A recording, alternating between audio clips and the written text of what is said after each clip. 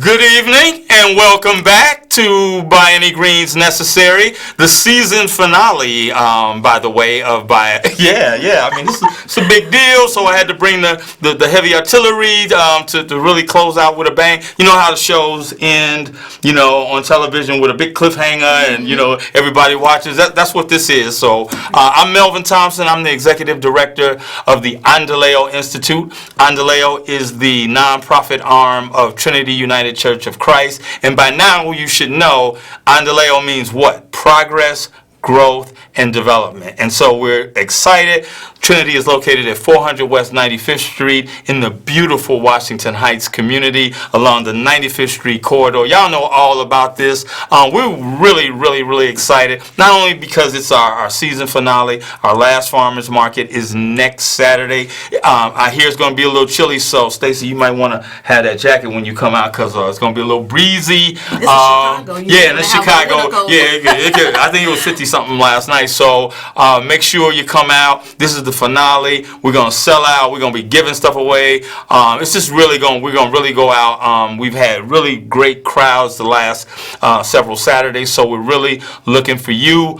Again, by happenstance and God's will, you get connected to people who are aligned with your spirit and trying to do the same things. And if you know anything about what we've been doing over the last 13 weeks, we've been talking about black empowerment, entrepreneurship, small business development, and lo and behold, someone comes to us by way of some mutual partners, and this is Stacey Minor, and she fits the bill for all of that. She runs something called Sweet Potato Patch, and we're going to get into that in just a second, but I just want to say welcome. Thank you. Thank you so much for coming. And in tradition, Stacey, this is what we do.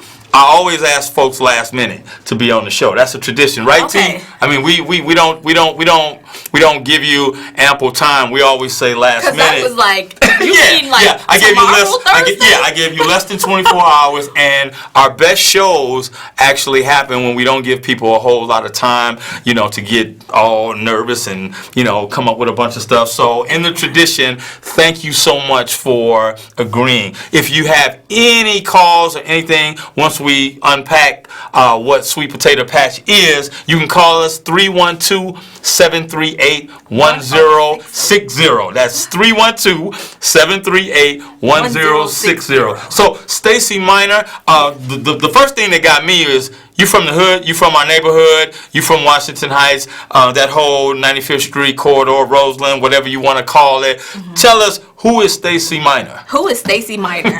I am a Chicagoan. Mm-hmm. I grew up on the South Side, in Roseland on 110th Street, and it was amazing when we started talking because, of course, you were connected to Trinity. This is all about Trinity, and grew up around the corner from Reverend Wright, his daughter Jerry, and everybody else went to Dunn Elementary School. We were talking about in the green room.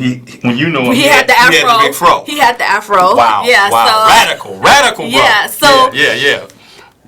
I'm from the hood. I'm from that neighborhood. I actually, we then moved to 106 in Peoria. And at that time, I was going to high school, and I ended up going to the Chicago High School for Agricultural Sciences. Oh, yeah, and that's something we talked about yesterday. Absolutely. And I really, because that's an unusual path, mm-hmm. and you really took advantage of it. So unpack a little bit of what happened there that kind of launched you to where you are right now. So I mean, like I said, I went to Dunn, on 108th and Union. When my guidance counselor was like, we want you to consider going to the Chicago High School for Agricultural Sciences, and this was like in 1986, me and my best friend was like, what's agriculture? Like, what's that? Then we get there and they want to make us future farmers of America, and I'm like, I would never be a future farmer of America. And was that something that she saw in you to suggest? I like science. I like science. Okay.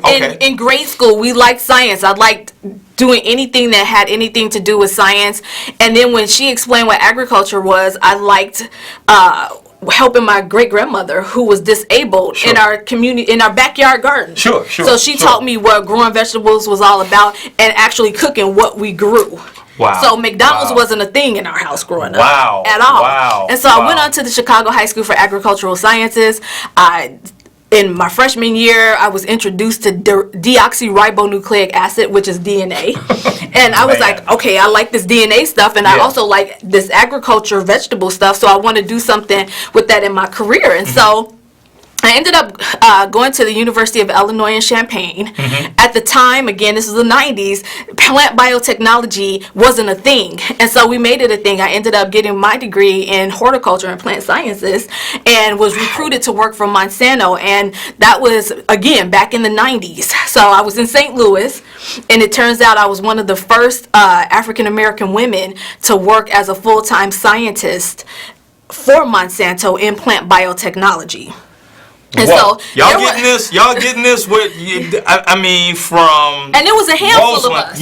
But I mean, just like on Hidden Figures, most of the black women that worked there, or the black people that worked there, had to work through a temporary service. And so I was actually hired on by the company as a scientist in plant biotechnology, because of course when you work for big companies like that and they recruit African Americans, they come up with all types of reasons why we don't fit the bill. But I'd gone to agricultural high school. I had done internships in high school with USDA, so they couldn't say no. And so, so I went there, worked on several agricultural products, but one of the things that kind of shook me was that there was so much turnover and it affected our people. And so I ended up helping friends of mine who were looking for jobs. I helped them with workforce development type stuff, how to write a resume, how to interview, how to work your network.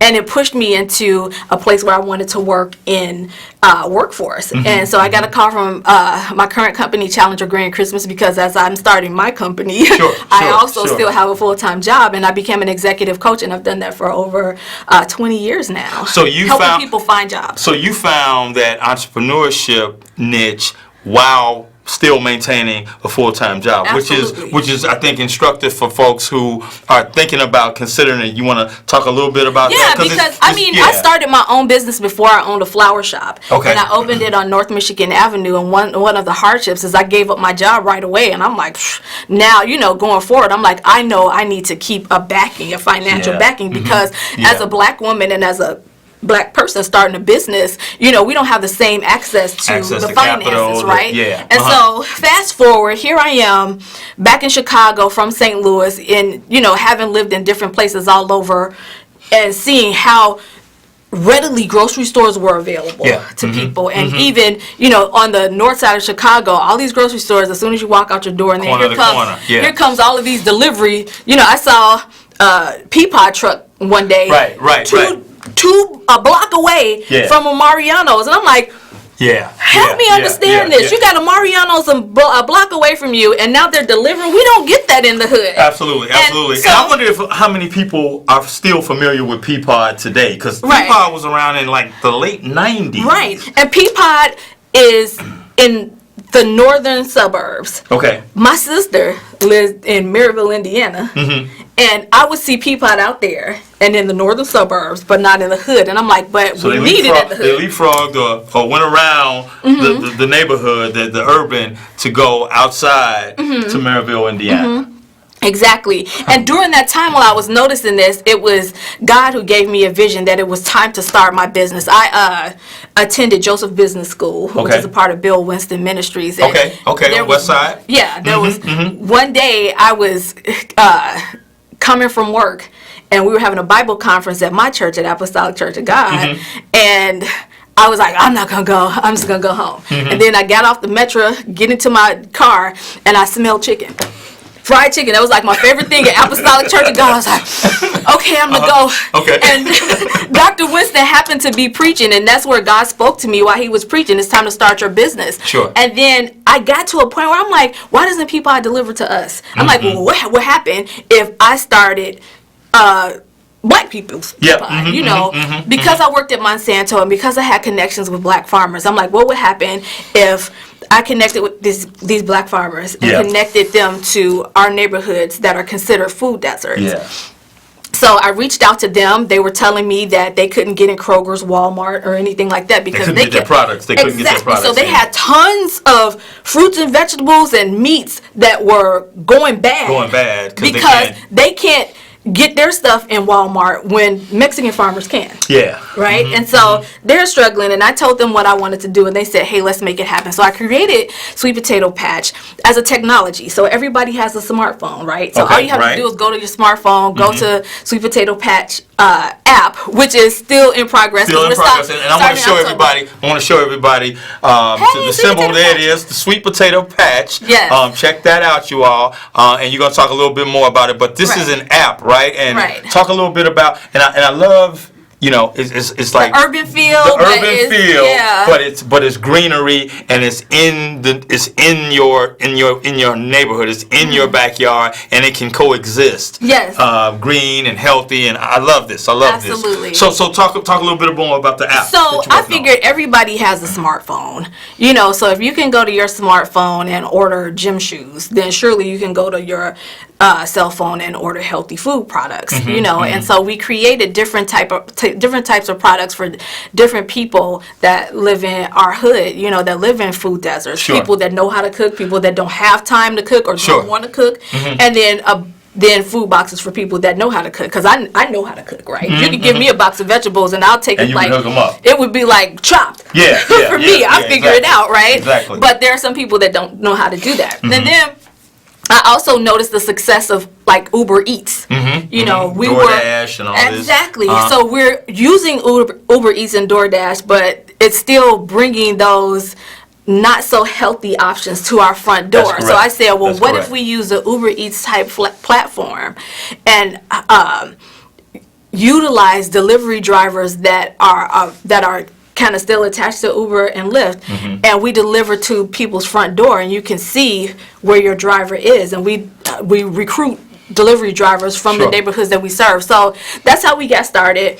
And did you get a chance to test pilot? Yeah, we did pilots. What kind of research did you do? Yeah, we did. We did pilots. We did focus groups. We did surveys. Just to see what worked best and where the need was best. Of course, we've built relationships with community organizations and organizations like CHA, to pinpoint what areas needed it most. And so we kind of did all of that stuff and figured out what worked best. And we're still tweaking some things. We're launching officially in October of this year, south of 95th Street. But y'all hear that? 95th Street. 95th Street South. And east of Halston. Beautiful. So we have to be able to control it a little bit, but once we kind of get all the kinks out of the app and everything, our site is going to go live. We would love for everybody out there to sign up to figure out, or to be on our newsletter. You can email us at sweetpotatopatchchi@gmail.com just to get on our newsletter to get updates. That's important. And we'll list it on our website as well. So and link it to whatever you need it to go. So we can build that in that already in place population. So you be ready to go. Okay. This is amazing. If you got any questions about Sweet Potato Patch, 312-738-1060, 312-738-1060. This is amazing. So.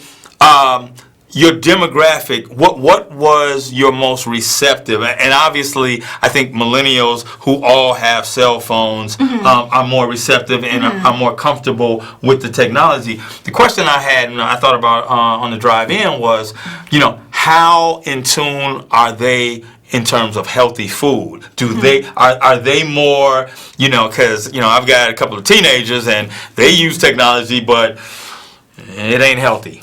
Well, now here's the thing, and this is, there were a number of layers why we decided to go forward with Sweet Potato Patch. Number one is a lot of times people would say when I pitched this to advisors, the thing was, okay, we think that's a great idea, but we don't think people in the hood just want to eat healthy. And I'm like, no. Yeah. I believe firmly that it's because of access. Yes. So if I only see or I can only get to a store close to me that has Doritos, Flamin' Hots, and Blue Juice, that's what I'm gonna eat because it's convenient. It's convenient, right? I'm used to it, I'm accustomed to it, and then then next thing you know, you throw in some greens and some sweet potatoes or something, and it's like, what's that?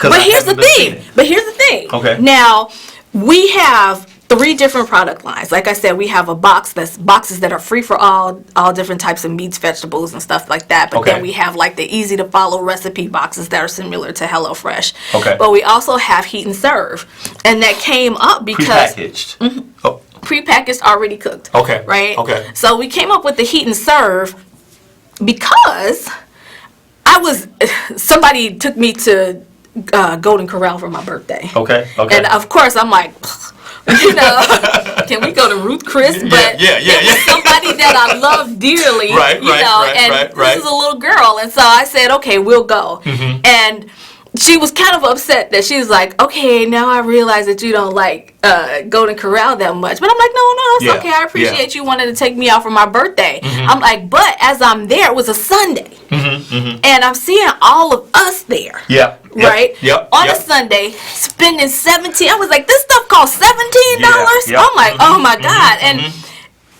tons of us, and I'm looking at what everybody's eating, and they're eating baked chicken, they're eating greens, they're eating sweet potatoes, they're eating macaroni and cheese, the types of things that we like to eat. And I'm like, well, excuse me, right for assuming why are you here eating this? Because I was raised to cook Sunday dinner. So that's where the idea of Heat and Serve meals came from, because I'm like, well, what would happen if we bought Golden Corral to our customers' front door, but it tastes better. Yes, right. But and it was healthy, only better, right? Only better. And they can use their SNAP benefits to get it. And so that's where the Heat and Serve meals came from, because I don't think it's an issue that our people don't want to eat right. I think it's an access issue. It's an access issue. I think I told you this on the phone when we first talked.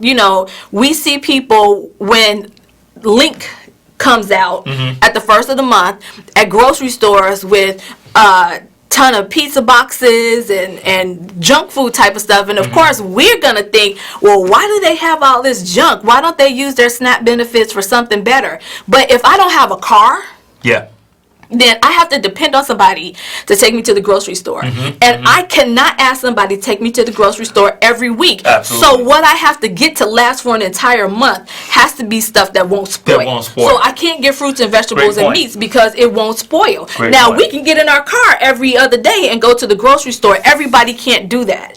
And as we did our research, it's a larger population of people in our community without transportation versus those of us that do have transportation. But even having transportation, why should I have to drive 45 minutes away out of my community just to have a better grocery shopping experience? And our audience will tell you, and I've said it probably once a week on this show, that our stats show, our research shows that in Washington Heights, we lose $198 million in money that leaks out of our community. Absolutely. Because people don't have the things that they want in the community, and it's almost become a knee-jerk reaction that I gotta jump in my car and drive out of my neighborhood. And what? As we were building Sweet Potato Patch, everybody on the team was saying, well, I just get in my car and drive to Orland, or I just get in my car and drive to Homewood. In the 70s. Matter of factly, in the 70s, when I lived on 110th and Parnell, my mom put us in the car and we drove to Homewood. And we made a day out of it. Why? There were a few mom and pop stores in our community, but there weren't many. And then we got the Jewel Osco Grand Bazaar on 115, and everybody went to that store, so it was always super crowded, and it was understaffed, like most of our stores in our neighborhoods are still. And even, with it being new, there was also, okay, if I go in here, the shelves aren't stocked like they should be. There's stuff all over the floor, and it was happening and running out of inventory. Exactly, and it's not a black thing. It's a the fact is that most of these grocery stores don't train and don't equip the people that are managing stores in our community and working in the stores in our community to keep them up as the same way they keep up stores in other communities, because one of our team members actually works for a store out in New Jersey, and he says that it's disproportionate it's on purpose, right? The stores in white neighborhoods that he works in Jersey, those people mess up all the aisles too, but they got somebody to come and clean it up, come restock behind it. But in our neighborhoods, it doesn't happen. And so we feel inclined to drive 45 minutes away because it's a better experience. Yeah, and I've had people in certain grocery stores that I will not name. We can't necessarily name drop on this show, but and we already have. But so what? That's all right. This is our last show. We're gonna free fall a little bit. But I've heard people say, people that look like me and say, this one is filthy. The one in so and so, you should go to that one, and it's like a white suburb. And I'm like, well, how come this one can't be the premier store, right? It's in our neighborhood. Why don't we make the best of this? And it's to your point, we don't have that top down, bottom up kind of culture where there's pride, but again, we don't own it too. Exactly, and that is why Sweet Potato Patch is here, because I felt like we have to stop begging these stores to try to come in our community. Absolutely. We shouldn't have to beg them to come in our community. We need to start making stuff happen on our own. Yeah, we don't have the access to funds like everybody else does, but I mean, one of the reasons why I'm here is because we got connected through the American Heart Association because I received a grant. And so, I mean, God told me to start this business, and I was like, God, I don't have no money. All right. Just and step out God there. Provides. Yeah. And I had to step outside of my fear zones to be willing to ask and look for it and make it happen. And, this is where we are. So, and it's wonderful because there's a sense of ownership, and then when you're able to put other African Americans to work for a cause, there's a certain ownership that each person takes to it, and it's like, okay, here's a sister, trying to establish herself. I can see what she's doing, and maybe I can discover something and strike out on my own. Use my gift to build our neighborhood too. Absolutely. And it becomes contagious. I mean, the people, I think, don't underestimate the volume, right? So we don't have to have millions, but each one of us has a little when we come together. I mean, I always thinking about how Obama's platform was for what was it, $5 or something that everybody put together, and look how much. Look at the impact that that had. I mean, it was like he recognized and his campaign recognized that, if I get just a little something from everybody, I don't need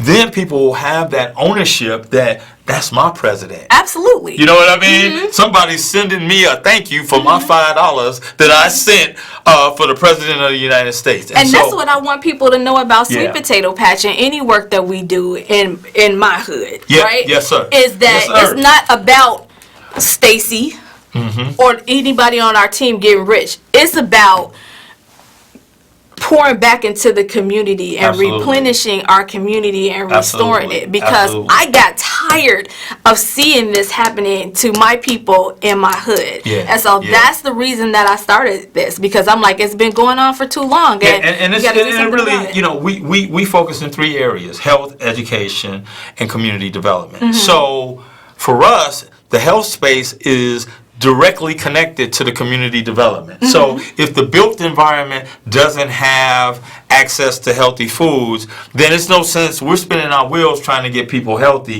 because we all know it's what you eat that makes you, whether or not you're healthy or not, the sodium that you're eating is really dictating your health outcomes, right? Absolutely. So that's why we're excited about you going forward. I mean, this may be our last show. I mean, this is our last show, but you're about to launch. Let people know in this last minute how they can get in touch with you one more time. Email us at sweetpotatopatchchi@gmail.com. And I will get back to you personally. And please make sure you come out to our farmers market, 467 West 95th Street. Come out and say hello to Stacey. She's gonna be at the market, right? You're gonna be at the market with us. There. We're gonna walk 95th Street, take a look, and just introduce her and her new concept to folks. Oh, and I gotta show sweet potato patch one more time. Where's that overhead? Oh, there it is, right there. Sweet potato patch.